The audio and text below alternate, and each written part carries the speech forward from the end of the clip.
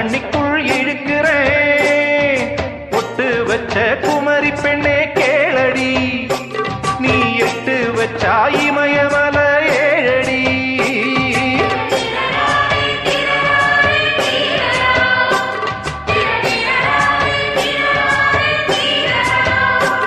ஏய் அழற பொண்ணே கொஞ்சம் சிரிச்சு போடு, அந்த சிரிப்புக்குள்ள துன்பம் எரிச்சு போடு.